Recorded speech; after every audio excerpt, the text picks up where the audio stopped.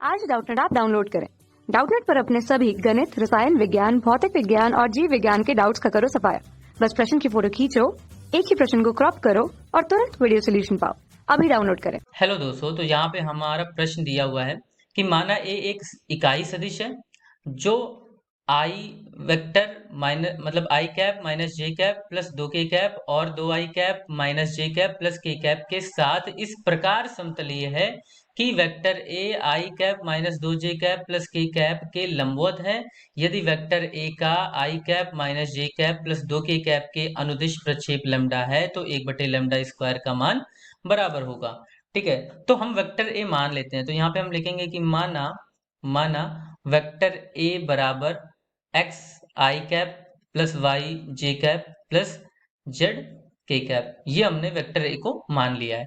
अब ये हमारा एक दूसरा वेक्टर जो है वेक्टर बी मान लेते हैं। इसको वेक्टर बी हमारा कितना है, आई कैप माइनस जे कैप प्लस 2k कैप, और इसको हम वेक्टर सी मान लेते हैं। तो वेक्टर सी हमारा कितना हो जाएगा, 2i कैप माइनस का जे कैप और प्लस का के कैप। ठीक है, अब अगर हमारे कोई तीन वेक्टर, अगर ए बी सी तीन वेक्टर हमारे क्या होते हैं, समतलीय होते हैं, तो इनका अदिश त्रिक गुणनफल, जिसको हम box A B C vector A B C से दर्शाते हैं, ये बराबर हमारा 0 होता है और ये हमारे एक सारणी का मान होता है।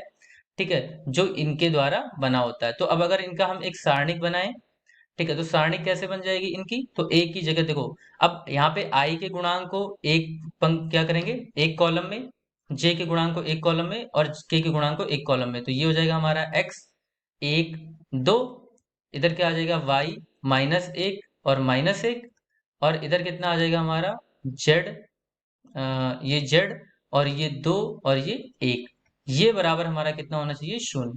ठीक है, और यहाँ पे क्या है हमारा वेक्टर ए, वेक्टर बी और वेक्टर सी, मतलब इनका अदिश त्रिक गुणनफल अगर ये तीनों समतलीय हैं तो 0 होना चाहिए। तो चलिए निकालते हैं। तो x का अगर निकालेंगे तो ये कितना हो जाएगा, -1 और -2, चिन्ह बदल जाएगा तो +2, y के लिए माइनस में खुलेगा, इसको छिपा लेंगे इसको छिपा लेंगे तो कितना हो जाएगा, 1 इकन्नम 1 और 2 दूनी 4, प्लस का 4 तो माइनस का 4 लिखेंगे, चिन्ह बदल देते हैं, प्लस जेड का जब खुलेगा तो धनात्मक खुलेगा, तो इसका आ जाएगा माइनस का 1 और माइनस का 2, तो ये प्लस का 2 हो जाएगा, ये बराबर हमारा 0 होना चाहिए। तो यहाँ से हमें क्या मिल गया, यहाँ से हमें मिला x, और क्या मिल जाएगा हमें, यहाँ पे बचेगा -3 तो माइनस माइनस +3 हो जाएगा, और प्लस यहाँ पे बचेगा हमारा z, ये बराबर हमारा 0 होना चाहिए। ठीक है, तो एक रिलेशन तो हमें यहाँ पे ये मिल गया कि हमारा x + 3y + z बराबर 0 होना चाहिए। दूसरा क्या दिया हुआ है हमें सवाल में कि वेक्टर ए इसके लंबवत है। ठीक है, i -2j + k, तो अगर लंबवत है तो vector A dot i -2j plus vector के, इनका जो अदिश गुणनफल होना चाहिए वो 0 के बराबर होना चाहिए, क्योंकि ये क्या है, लंबवत है।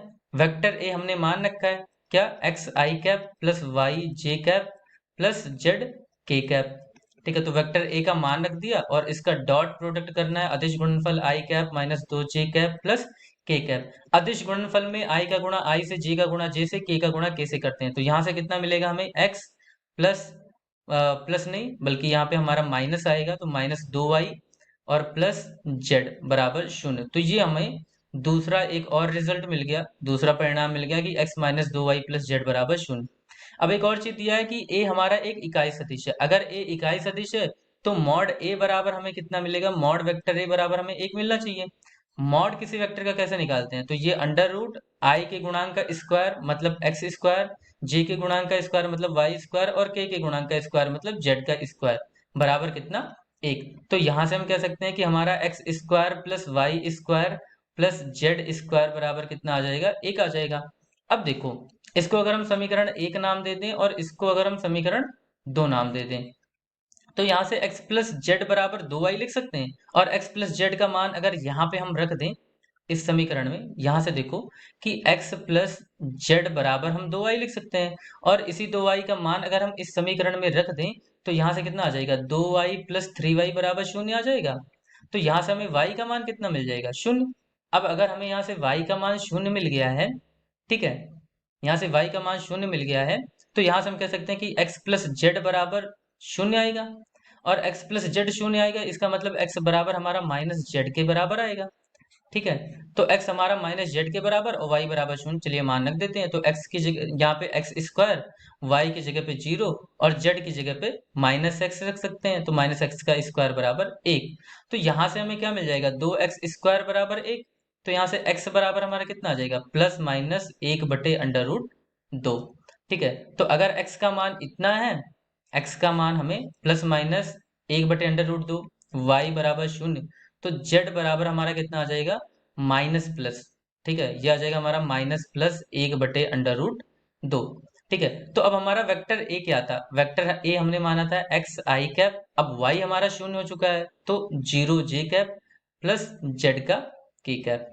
ठीक है, तो यहां से देखो एक्स आई कैप, जेड की जगह पे हम माइनस एक्स लिख सकते हैं, तो माइनस एक्स के कैप।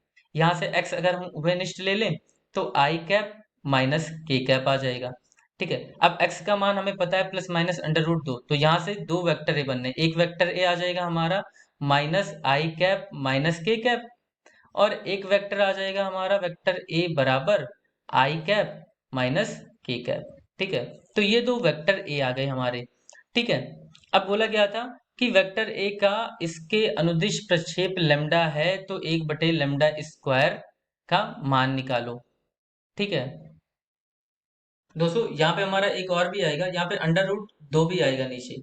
ठीक है, अब हमें वेक्टर ए का प्रक्षेप निकालना है आई कैप माइनस जे कैप प्लस 2 के कैप में। ठीक है, तो ये हो गया हमारा वेक्टर ए। ठीक है, और ये हो गया हमारा आई कैप माइनस जे कैप प्लस 2 के कैप। इसकी दिशा में हमें वेक्टर ए का प्रक्षेप निकालना है, तो प्रक्षेप कैसे आएगा, तो यहाँ पे लिखेंगे प्रक्षेप का जो सूत्र होता है वो होता है हमारा वेक्टर ए डॉट, और जिसके जिसके ऊपर प्रक्षेप निकालना होता है, इसको 1 मिनट के लिए अगर हम पी मान ले, वेक्टर पी, तो उसके ऊपर हम टोपी पहना देते हैं, मतलब वेक्टर पी का कैप या पी कैप ऐसा बोल देते हैं हम। ठीक है, तो यहाँ से अगर हम देखें तो हमें वेक्टर ए पता है, वेक्टर ए चूंकि हमारे दो दो है, तो यहाँ से आ जाएगा प्लस माइनस 1/√2। ठीक है, आई कैप माइनस जे कैप, ये तो हमारा वेक्टर ए हो गया, डॉट पी कैप कैसे आएगा, पी कैप को हम लिख सकते हैं देखो ए कैप बराबर होता है हमारा वेक्टर ए बटे मॉड ऑफ वेक्टर ए। ठीक है, तो यहाँ पे पी कैप लिखने के लिए यहाँ पे हमारा आ जाएगा वेक्टर पी, मतलब आई कैप माइनस जे कैप प्लस 2 के कैप, और नीचे आ जाएगा इसका मॉड, तो इसका मॉड कितना हो जाएगा, √आई के गुणांक का स्क्वायर, जे के गुणांक का स्क्वायर और के गुणांक का स्क्वायर। ठीक है, तो यहां से हमारा आने वाला है प्लस माइनस 1/√2। ठीक है, अब इन दोनों का अदिश गुणनफल कर लेते हैं, तो आई का गुणा आई में करेंगे 1 आ जाएगा, जे का गुणा जे में करेंगे 1 आ जाएगा, और के चूंकि हमारा शून्य है तो यहाँ पे शून्य हो जाएगा, बटे यहाँ पे कितना आ जाएगा हमारा √4 2 6। ठीक है, तो यहाँ से देखो हमारा कितना आ गया, प्लस माइनस 1/√2, और चूंकि प्रक्षेप हमारी एक दूरी होती है तो ये धनात्मक क्यों होनी चाहिए, तो ये हो जाएगा 2 बटे, और इसको लिख सकते हैं √3 गुणे √2। √2 और √2 हमारा कितना हो जाएगा 2, तो इससे हमारा ये कट जाएगा, और ये आ जाएगा हमारा प्लस माइनस 1/√3। चूंकि प्रक्षेप हमारा यहाँ पे लिखेंगे, चूंकि प्रक्षेप हमारा धनात्मक होता है, क्योंकि प्रक्षेप एक दूरी है, तो प्रक्षेप धनात्मक होता है, प्रक्षेप धनात्मक होता है। तो अगर प्रक्षेप हमारा धनात्मक होता है तो प्रक्षेप कितना आ जाएगा हमारा, यहाँ से प्रक्षेप बराबर आ जाएगा 1/√3। ठीक है, और बोला गया था कि अगर प्रक्षेप हमारा कैसा है, प्रक्षेप हमारा के अनुदिश प्रक्षेप लेमडा है, तो 1/λ² का मान पूछा गया था, मतलब ये बराबर हमारा लेमडा होगा। अब लेमडा स्क्वायर पूछा गया है, तो लेमडा स्क्वायर हमारा कितना आ जाएगा, 1/λ² पूछा गया, तो 1/λ² हमारा आ जाएगा 1/√3 का होल स्क्वायर, तो यहाँ से आ जाएगा हमारा 3, ये हो जाएगा हमारा उत्तर। Thank you. कक्षा 6 से 12वीं से लेकर नीट, IIT, JEE वो एडवांस के लेवल तक 1 करोड़ से ज्यादा छात्रों का भरोसा। आज ही डाउनलोड करें डाउटनेट ऐप या व्हाट्सएप करें अपने सारे डाउट्स 8400 400 400 पर।